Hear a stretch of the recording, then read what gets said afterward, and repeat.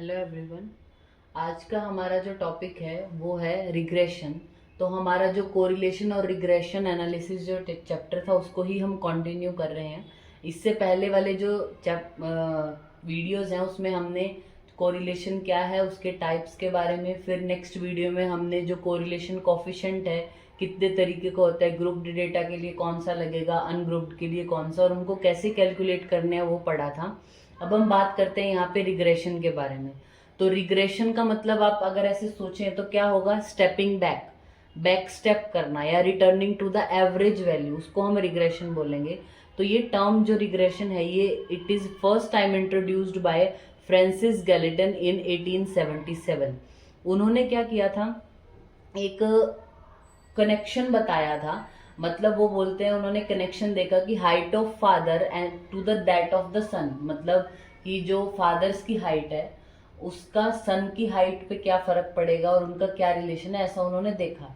तो उन्होंने पाया कि जो टॉल फादर्स थे उनके टॉल सन हैं और जो शॉर्ट फादर्स थे उनके शॉर्ट सन हैं। तो इससे उन्होंने क्या पाया, मतलब उनको एक आइडिया क्या मिला वहां पे कि आपको जब एक चीज के बारे में पता हो तो दूसरी को आप शायद प्रिडिक्ट कर सकते हो या दूसरी को जान सकते हो। That is called regression. Regression means prediction. जब आप बायवेरिएट डेटा की बात करते हो, जब आपके पास दो वेरिएबल हैं, बायवेरिएट डेटा मतलब क्या, जब आपके पास दो वेरिएबल हैं, मतलब एक डिपेंडेंट है एक इंडिपेंडेंट है, ऐसे आपके पास दो वेरिएबल हो गए। जब आप एक को कंट्रोल करते हो या आपको उनमें से एक की वैल्यू पता है तो आप दूसरे को प्रिडिक्ट कर सकते हो या दूसरे को जान सकते हो, या फिर अगर आपने इसकी वैल्यू चेंज की तो आप ये प्रिडिक्ट कर सकते हो कि इसमें भी कुछ ना कुछ चेंज आएगा। That is called regression. और जिस मैथमेटिकल इक्वेशन से आप ये प्रिडिक्ट कर पाते हो that is called regression equation. ठीक है। सिमिलरली जो लाइन आप ड्रॉ करते हो रिग्रेशन को समझाने के लिए उसको बोलते हैं रिग्रेशन लाइन। तो मैं तीन वर्ड यहाँ पे लिखती हूँ। First is regression, second is regression equation और third is regression line. I repeat, regression क्या होता है, जब आपको एक वेरिएबल पता हो दूसरा नहीं पता है लेकिन आप इसकी हेल्प से दूसरे को प्रिडिक्ट कर सकते हो, दैट इज कॉल्ड रिग्रेशन। और जिस मैथमेटिकल इक्वेशन से आप ये प्रिडिक्ट कर रहे हो that is called regression equation. और जिस लाइन से आप ये ड्रॉ करके इसको प्रेजेंट करोगे that is called regression line. और इसकी हिस्ट्री जो है वो हमने बता दी आपको।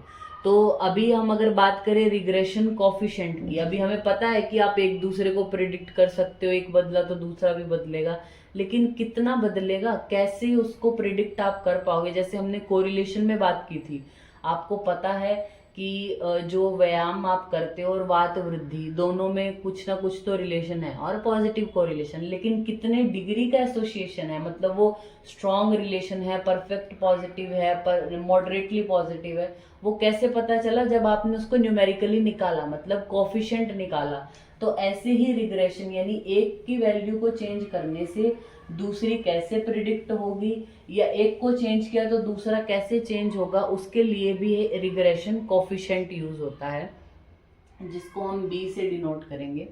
रिग्रेशन कोफिशिएंट क्या मतलब, हमें उसके लिए पहले रिग्रेशन इक्वेशन लिखनी होती है जिसमें आर एक वेरिएबल होता है एक्स और एक वेरिएबल होता है वाई। कई बार क्या होगा, हमारे पास दो सिचुएशन हो सकती हैं।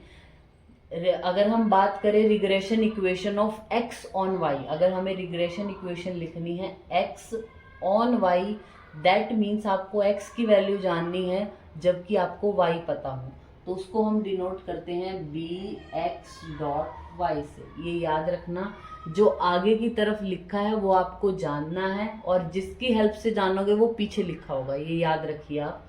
बी एक्स डॉट वाई मतलब it is the regression equation of x on y. Y आपको पता है, आपको एक्स को प्रिडिक्ट करना है तो उसको आप डिनोट करोगे बी एक्स डॉट वाई से। जब आपको x पता हो मतलब it denote the regression equation of y on x। जब आपको x पता है और आपको y को जानना है, उसके लिए हमारे रिग्रेशन इक्वेशन है बी वाई डॉट एक्स। तो आप इसका फॉर्मूला क्या है, बी वाई डॉट एक्स का फॉर्मूला है r into standard deviation of y series divide by standard deviation of x series.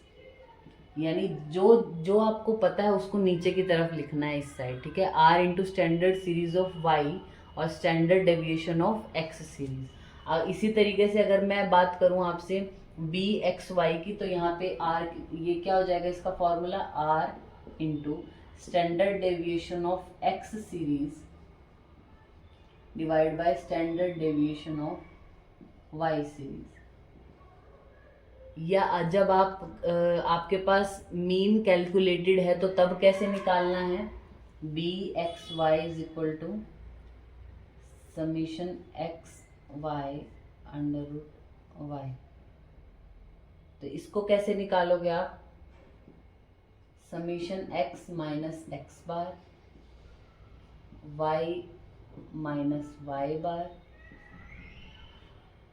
Divide by summation y minus y bar square. इस तरीके से, मतलब x आपको क्या करना है, पता लगाना है जब आपको y पता है। तो यहाँ पे x minus x bar y minus y bar divide by y minus y bar square.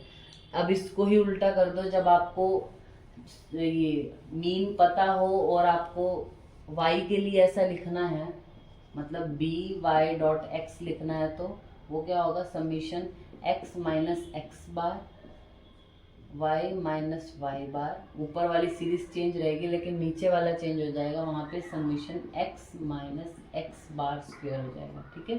तो इस तरीके से आप इसको कैलकुलेट कर सकते हो। रिग्रेशन के टाइप क्या हैं, दो टाइप होते हैं, सिंपल और मल्टीपल। सिंपल मतलब क्या, जब दो वेरिएबल इंक्लूडेड हैं उसको हम बोलते हैं सिंपल रिग्रेशन। और मल्टीपल रिग्रेशन मतलब क्या, दो से ज़्यादा वेरिएबल को जब आप एक साथ स्टडी करते हो, एक साथ प्रिडिक्ट करते हो ना, सिंगल आउटकम, ठीक है, तब उसको बोलते हैं हम मल्टीपल रिग्रेशन, ठीक है। तो ये हमारा टॉपिक हो गया correlation and regression analysis.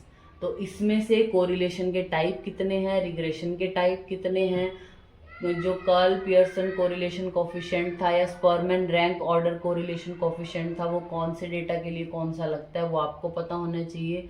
Are की वैल्यू अगर 1 है तो क्या मतलब, 0.8 है तो क्या मतलब, इस तरीके से जो भी है वो आपको पता होना चाहिए। तो यानी जो ये पूरा टॉपिक है आपका कोरिलेशन और रिग्रेशन एनालिसिस, ये हमने 3 वीडियो में बनाया, तो तीनों वीडियो को आपको गो थ्रू होना पड़ेगा इसको पूरा अच्छे तरीके से समझने के लिए। तो ये हमारा टॉपिक हो गया correlation and regression analysis. Thank you.